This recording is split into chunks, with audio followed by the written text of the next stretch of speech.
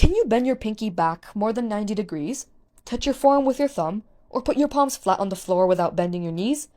If you can, I'm sure many people have called you double jointed. But did you know that you actually share similar physical characteristics to someone with hypermobile Ehlers-Danlos syndrome? Well, what is Ehlers-Danlos syndrome exactly? It's a medical condition that affects the body's ability to make proper, strong connective tissue. Connective tissue is the stuff that, as the name suggests, connects everything in your body. It provides support to internal structures all around, including, but not limited to, your skin, joints, and blood vessels. When you have EDS, though, an important component of this connective tissue, collagen, isn't produced properly, leading to weaker collagen and therefore weaker tissues. Hypermobile EDS. Connective tissues are everywhere, so there is a lot of variation when it comes to how EDS affects each person who has it. This can depend on what kind of connective tissue is affected the most by this collagen weakness.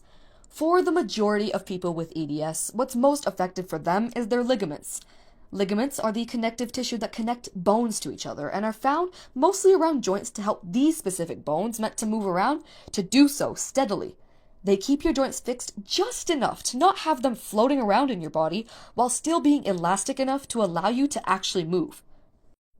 You can think about these ligaments then as rubber bands. They're normally snug and tight around your joints, but in people with hypermobile Ehlers-Danlos, these bands are looser than they should be. They don't snap back into place properly. Since the joints aren't held together well due to weak or loose ligaments, for people with HEDS, they fall out of alignment when the person moves around. The degree of movement that gets this to happen varies from person to person. For some, simply walking causes knees to pop, while for others it takes a heavy arm workout for an elbow to give. HEDS affects people differently, but it all stems from an inability to produce strong collagen in the ligaments. Symptoms. Symptoms of HEDS are mostly physical due to its nature. Among them, there are loose joints, for obvious reasons, stretchy skin for those who have more delicate collagen in the skin's connective tissue as well, easy bruising, another result of delicate skin, flat feet as the ligaments of the feet can't hold up arches well, joint pain, again for obvious reasons as they're always rubbing against each other, joint subluxations which are partial dislocations where the joint pops, and finally full joint dislocations where the joint completely snaps. These are just some among many other potential symptoms pointing to HEDS. That's a lot. Well then, what causes this to happen to people's tissues? As said earlier, it's a genetic disorder, so the cause is within. There is likely a mutation in a gene that is responsible for dealing with collagen in some way or another. However, the gene in question has not been identified as of now. There is one gene found to be mutated in a very small percentage of the HEDS population, that being the TNXB gene, which is responsible for producing and assembling certain types of collagen.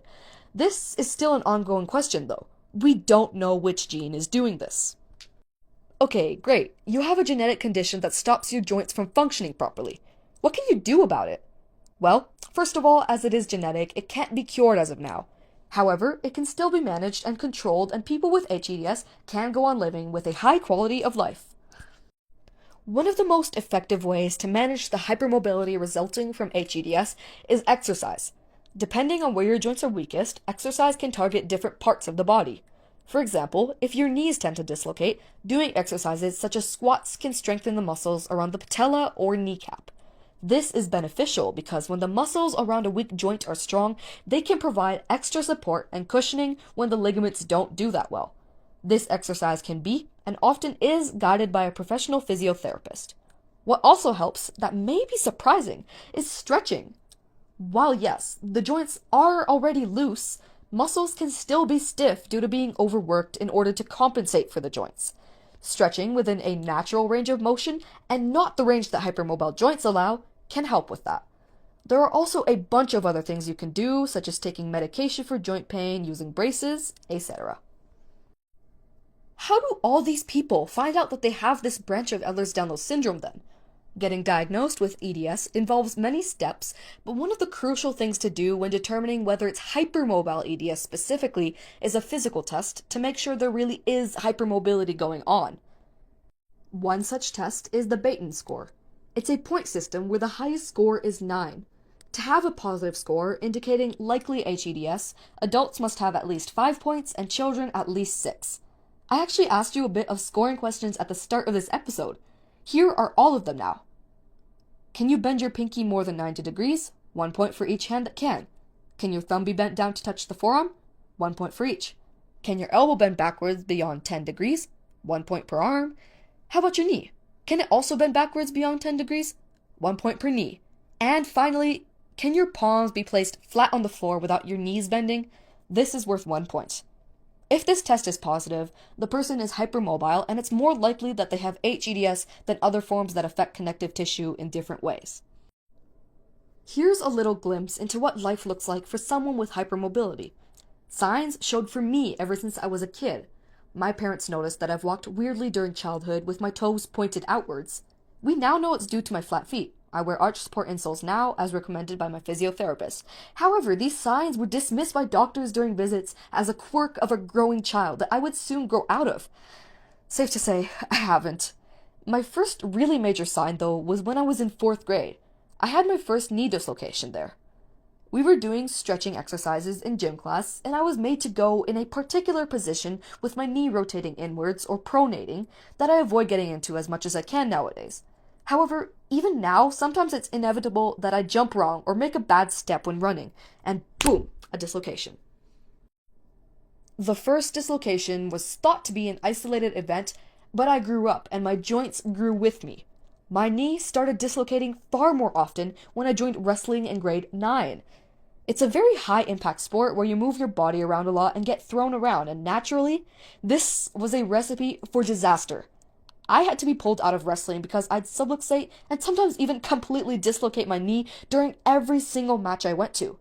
I was stubborn and kept going after subluxations, which was unsustainable and tearing up my ligaments even more.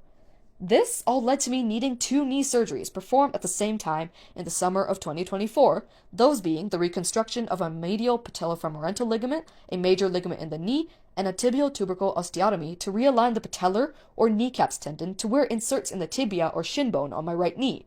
My left knee will also be done in the summer of 2025. Nowadays, I still get partial dislocations or knee subluxations moderately often. These can happen from things as simple as walking. I can't see them coming. I wear a knee brace when my joints are particularly unstable. I live a relatively normal life, but I have to be cautious whenever I move at any intensity beyond walking. I'm at a higher risk for arthritis at a younger age and have been prescribed exercises by a physiotherapist to prevent it as much as possible. The effects of hypermobility are still very much present despite being told earlier on in my life that I'll grow out of it. Life and moving around is a bit more complicated for me, but I can manage it so that I can still run, jump, and play like any other person, with the exception of high-risk sports like wrestling. Overall, having hypermobility, whether from Ehlers-Danlos Syndrome or not, affects people's day-to-day lives to different degrees. But in the end, we can still live healthy, fulfilling lives with the right support and guidance.